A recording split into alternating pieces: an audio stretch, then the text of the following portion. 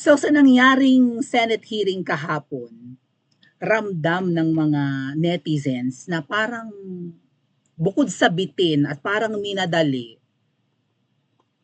parang palpak yung Senate investigation kahapon.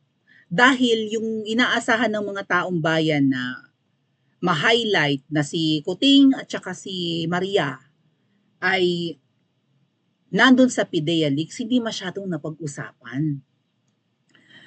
To be fair, ang goal po ng Senate investigation kahapon, aside from siguro mag-shed ng light doon sa nangyaring drug haul sa Batangas, sa Alitagtag, na kung bakit ganun karami yung shabu, saan galing, di ba, bakit protektado yung driver, ano na ang update, bakit pamali-mali yung figures, di ba? So, gusto nating malaman, ano, magiging whistleblower ba yung driver, ganyan-ganyan. Hindi tinapos, parang minadali, and then magkakaroon na lang daw ng executive session. So, sila-sila, hindi ka-cover ng media. Gusto nating malaman ang update kasi iniyabang yun ni Kuting, tapos mapapahiya si Kuting dun di ba? Bakit sinort ka, Senator Bato? Doon pa lang parang red flag na yun Teka, may something. And then proceed na sa ating inaantay, inaabangan ng mga netizen, yung PIDEA leaks. Kasi bakit nga ba inaabangan ng marami yan? Dali lang. Gigil na gigil si Senator Bato kay Miss Maharlika. Siya ka lang. Kasi mga ate at kuya, nung unang nilabas ni Miss Maharlika yan at napakarami pa rin pong kritiko ng number one vlogger ngayon, I would say. Malupit na vlogger, political vlogger, it's Miss Maharlika, wala nang pwedeng mag-claim. Right? Mas marami yung followers ng iba, okay? Pero, iba yung kalibre ni Miss Maharlika, iba ang tiwala ng, di ba, ng mga puting ahas at ng kung sino-sino. Palaki ng palaki yung channels ni Miss Maharlika, laging trending, na uungusan niya ang ibang vloggers na malalaki at marami ang followings or subscribers. So, parang lahat ng ibina-vlog ni Miss Maharlika, first-hand info, sa kanya unang nalalaman. Ang daing nag-aabang OFW man, taga rito sa Pilipinas, politiko, even mga political vloggers, di ba? At kung sino-sino pa, lahat nangangamba, baka mamaya sila ang laman ng vlog ni Miss Maharlika. But despite that, kinukuyog pa rin ng mga sip-sip vloggers, ng mga bulaggers or bulag, at ng mga ensaymada vloggers, isa lang naman yan, basta't samba kay kuting, mga ensaymada yan, basta't samba kay kuting, bulaggers yan, or mga sip-sip vloggers, baka may napapala, may nasusup-sup, may nasisip-sip na dugo sa kamangyang, malay natin. Binabatikos nila si Miss Maharlika na di umano, peke ang kanyang mga pinagbabavlog, sinungaling, fake news peddler. Yan ang tag nila, yan ang, di ba? Yan yung kanilang tawag kay Miss Maharlika, fake news peddler. Ngayon, eto, na lumabas yung documents permado ni Sir Jonathan Morales, na interview na rin Miss Maharlika yan, pangalawa na yata. Very good. Lumabas, sabi totoo yan. Anong sabi ni Sir Jonathan kahapon sa investigation? Galit na galit siya kay Miss Maharlika. Nung una, gusto niyang kasuhan. Pero eventually, na-realize niya, since advocate din naman niya yung, di ba, yung paglaban sa droga, maybe, nag-leak yung documents na yan dahil hindi na rin masikmura ng taga-PIDEA, kung sino man ang nagbigay or nag-send yan kay Miss Maharlika, baka mga PIDEA agents at kung sino-sino pang taga-loob. Dahil si Lazo, hindi tama ang pamumuno. Kumbaga parang kurakot. Right? Or tiwali. Kasi appointing nga raw yan ni Smugs, kung hindi man ni Kuting, ng bigwas ng abogado, right? Sa karon may binuli na abogado sa nakunan ng CCTV. Na taga-PIDEA naman yung abogadong yon. So abusado. Hindi maganda ang pamunuan. Sabi, galing na rin kay Senator Bato, 'di ba? Na bakit may mga naglilik na ganyan during your term, during sa pamumuno mo, Lazo? Tinanong din naman niya si Lazo niyan, to be fair with Senator Bato. Ibig sabihin noon, red flag na rin yang si Lazo. Kung may mga naglilik, hindi siya magaling na leader. Ibig sabihin, may mga nananarider sa kanya. Bakit? Either lampas siya or hindi masikmura ang pamumuno niya. Or maybe yung mga taga-PIDEA lahat ay mga kurakot at siya ang matuwid, hindi natin alam. Bakit ganun? Bakit may mga naglilik ng ganyan? Or maybe gusto lang malaman ng mga taga-PIDEA na totoo yung mga sinasabi ni Pangulong Duterte na si Kuting ay bangag. Na totoo yung pulveron video na mga sinasabi ni Miss Marlica at kung sino-sino pa. Even yung mga sinabi ni Senator Nikki Cosseteng na nagpupulveron talaga yung si Kuting. Kaya nilabas nila yung PIDEA leaks. Isa pa lang yan sa proof, hindi pa lumalabas yung pulveron video. Isa pa lang yan sa proof na si Kuting ay gumagamit. Although hindi pa naman, 'di ba, nahuli or caught in the act, surveillance pa lang. Pero meron ng whistleblower, meron ng nagsumbong kay Sir Jonathan nung panahon niya 2012, 'di ba? 2011, 2012 nung siya ay nasa PIDEA, meron ng pumunta sa PIDEA at willing mag-testify at nag-provide ng 5 pictures, Senator Bato. 5 pictures na tinakpan na nga nung informer na yun, sabi ni Sir Jonathan, dahil nga gusto siguro protektahan naman, no? Pero nandun nga sa picture, identified nung nagbigay ng testimony kay Sir Jonathan at identified din naman ni Sir Jonathan Morales na sina Kuting at Maria yun nakuna ng picture na sumisinghot ng powdery substance. White powdery substance.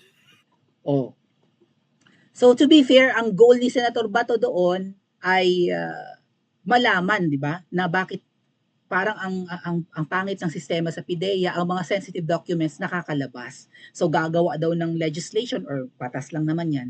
Gagawa daw ng batas para mas malaki ang parusa sa nagli-leak. Nabanggit nga doon, no, ang mga nag-share daw ng documents na 'yon ay pwedeng kasuhan. So yung mga vloggers na nag-post niyan sa social media, pwedeng makulong up to 10 years. Buti na lang hindi ako nagpo-post ng mga documents na yan.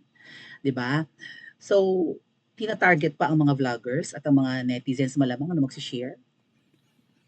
Natakpan yung issue, Senator Bato, at gustong-gustong malaman ng mga tao kung ano, kung 'di ba legit yung document at nandun si Kuting. Hindi ata lumabas sa bibig ni Senator Bato na si Kuting nandun, even si Terry, si Maria. Never namutawi sa labi niya. Pero si Sir Jonathan, binubuga talaga ng bonggang-bongga. Nandyan si Ferdinand Marcos Jr., aka Bonget, nandyan si Maricel Soriano. Parang bungol si Senator Bato. Hindi mo man lang kinakitaan ng tamang response. Tama ba mga tatkuya na, what? Ang presidente nandyan? Yung artista nandyan? Mga ganong tipo. Wala siyang, hindi man lang siya nagimbal. Oh. So, teka, matindi to Kaya nga sabi ni Vivian Velez, sira ang kredibilidad ni Kuting pagdating sa kampanya laban sa droga dahil dito sa PIDEA leaks. Dinideny naman Senator Bato nung Lazo at ng mga taga PIDEA na, 'di ba? Na totoo yung document, sabi nga nila AI. Or artificial intelligence generated by artificial intelligence. Peke. Ikaw na rin, takang-taka ka na rin. Paano peke yan? Nandun yung, 'di ba, inamin nila, mga sasakyan nila yun. Ang galing naman ng AI. Ang galing naman ng AI gumawa ng document. Senator Bato, palibasa, matanda na rin si Senator Bato. So, hindi naman niya naintindihan siguro ang AI. Na kayang gumawa ng mga plate numbers, hindi lang logo ng PIDEA at pangalan ni Kuting at ni Maria, pati pirma ng agent, kayang i-generate ng AI. Pati yung specific color ng mga sasakyan, brand, plate number, and phone number, kayang i-generate ng AI. Grabe naman yung AI na yun. Parang God. Right? So, another thing mga kuya, to be fair nga po, yun ang goal niya. Gusto nila na maparusahan yung mga nagli-leak. Pero hindi mo binigyan ng pansin na mga bigating tao ang nandun. Kung sinabi ni Lazo na peke iyang documents na yan, Senator Bato, di wala na dapat investigation, peke pala Hindi pala totoo, AI pala Sinungaling pala si Morales. Di wala ka nang dapat investigation sa leakage. Wala ka nang investigahan. Tapos na yun. Peke ba? Okay, tapos na tayo. Solve na. Wala naman palang nagpupuslit ng document. Tapos. Kaso mo, hindi sumasagot sa isip mo na bakit iba sinasabi ng Lazo. Well, actually, nagtataka ka nga. Iba sinasabi ng Lazo, character assassination, puro pa, di ba, ang binabanatan yung si Sir Jonathan Morales, baka Jonathan Malaya pag mabanggit ko, na maraming kaso, ng kaso, ganyan, bakit nawala na ba ang credibility niya? Napatunayan na nga yun, yung mga documents na yun ay hindi AI dahil nandun mismo yung taong gumawa. Si Senator, nadudulas ako. Si Sir Jonathan. Kasi yung Sir Jonathan, parang kasi senator din ang tunog eh. Kinonfirm niya, ako ang gumawa niyan, 2011, 2012, pirma ko yan. Ibig sabihin, totoo. Ibig sabihin, ang kaharap mo, Senator Bato, sinungaling, sinalazo yun at saka yung grupo niya. Tinanong mo yung mga nandun na mga taga-PIDEA. Oh, nandun ba kayo nung may dumating na informant at nag-testify kay Jonathan na sumisinghot ng pulburon si Kuting at si Maria? Ang sagot ng mga taga-PIDEA ay, wala po kami ron. Ay di wala pala kayo eh. Paano yung sasabihin hindi totoo? Sabi na hindi totoo ka na alam ng lahat. Eh wala nga kayo doon. So Senator Bato, binitbit ni Lazo yung mga testigo niya, 8 yata yun. Pero wala naman pala sila nung araw na dumating yung informant. May dumating sa PIDEA office, nakausap ni Senator Jonathan Malaya, may daladalang picture at nagsasabing si Kuting, kitang-kita niyang sumisinghot, si Maria sumisinghot doon sa Rockwell. Oh. Ibig sabihin, ang kaharap mo, Senator Bato, sinungaling, kaya ka kinukuyog ng netizen. Oh, sabi dito ni Miss Pebbles. Dali lumambot ka raw para kang marshmallow, tapos umiyak ka pa. Mamaya, pag-usapan natin yung pag-iyak niya. Ano ba yun? We get it na emotional ka, sir. Ay, hindi naman siya umiyak pala. Ano lang, naratel lang ako naman. Para halos maluha-luha lang siya sa galit na galit siya eh. Kitang-kita namin na ikaw ay nawala sa composure mo, sir. Ha? Biglang si Miss Maharlika na ang pinag-iinitan mo tas gusto mo pang pumunta sa Pilipinas? Bakit? Kaya mong pauwiin ng Pilipinas si Miss Maharlika? At ang gusto mo pa, physically present. Anong gusto mo? Magorgor siya? Ay kukuyugin ka talaga ng netizen. Oh.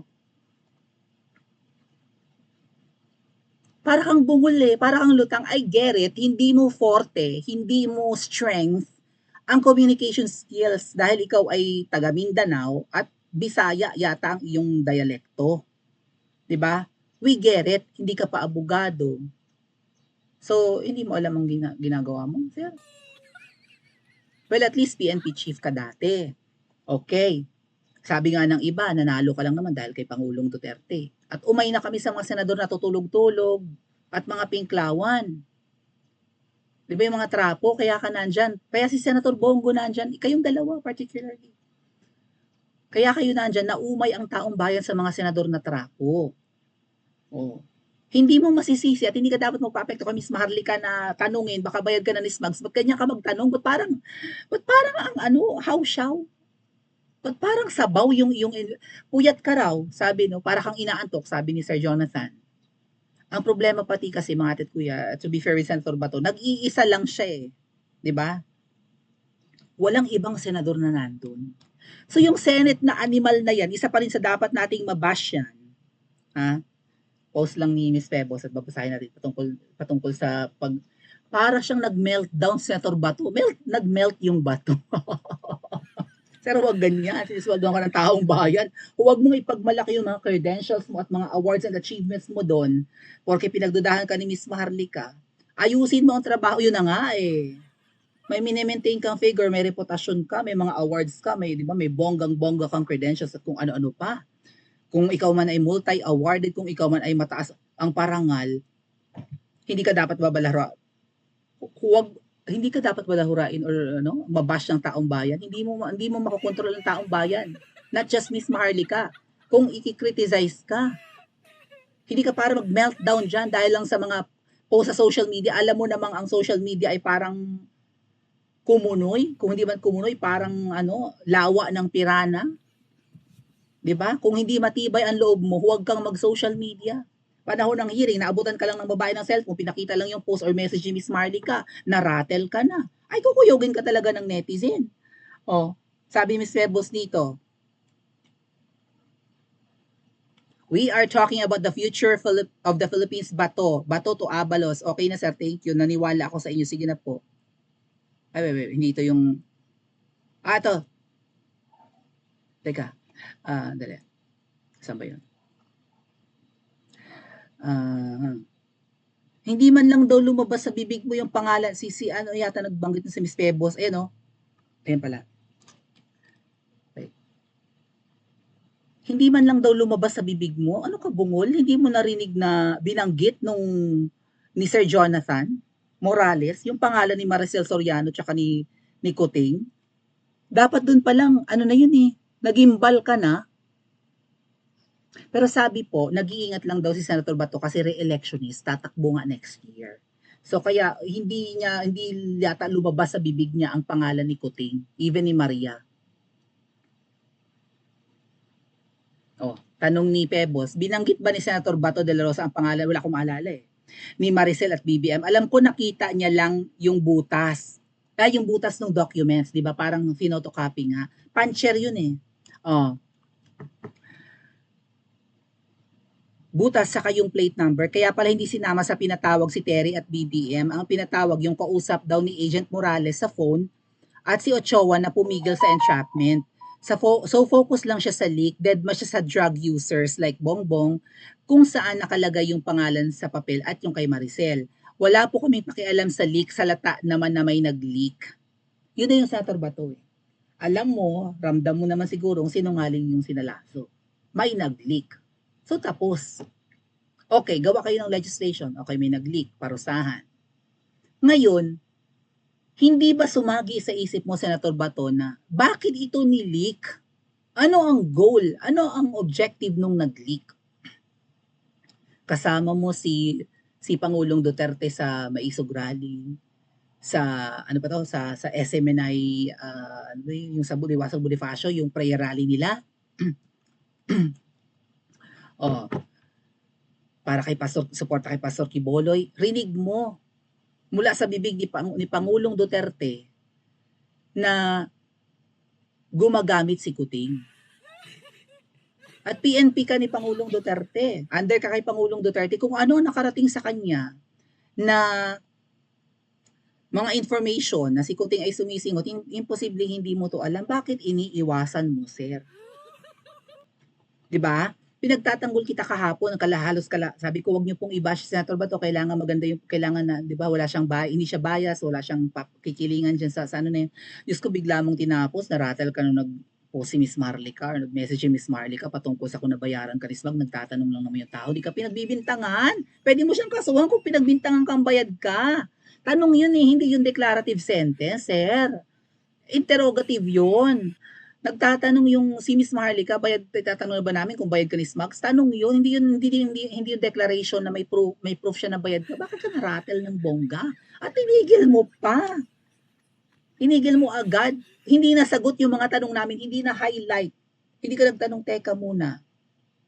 Mukhang sinungaling si Lazo, mukhang totoo yung sinasabi ni Jonathan. Totoo ba na may lumapit sa yung informant na nagsasabing itong si Marcos Jr. tsaka yung artistang si Maricel ay gumagamit? Dapat tuloy-tuloy yung tanungan dun eh. 'Di ba? O, ano pa? Uh, ano pa yung mga proof nyo? May picture akong dala, 5 pictures na magpapatotoo. Hiba na sana si Kuting nun. Oh. Kaya lang siguro, nag-iingat ka rin, Senator Bato. Well, actually, sinugal mo na nga yung political career mo dyan. Kung sino man ang senador na mag-iimbestiga patungkol sa droga, siguradong sira ang career next year. Hindi, for sure, di ba, hindi susuportahan ni Kuting. Sisiraan ni Kuting, sisiraan ng mga Pinklawan, sisiraan ng mga Pulangaw at Pulawan at ng mga loyalista at Marcos supporters ang mag-iimbestiga dyan. At hindi masasama sa senatorial lineup ni Kuting kung sino, kasi 'di ba kung sino ang i-endorse ng presidente, siguradong mananalo. Kaya nga nanalo si Senator Bato nung si Tatay Digong ang nakaupo at saka si Senator Bongo, endorsed by PRRD. So kung sino ang i-endorse ni Kuting ngayon, malaki ang chance na manalo. Siguro ang ibang mga senador gustong mapabilang pa sa mga susuporta ni Kuting next year. Manok ng administrasyon, di ba? So, wala ang mga senador doon. Nag-iisa si Senator Bato, sumilip lang si Senator Tolentino.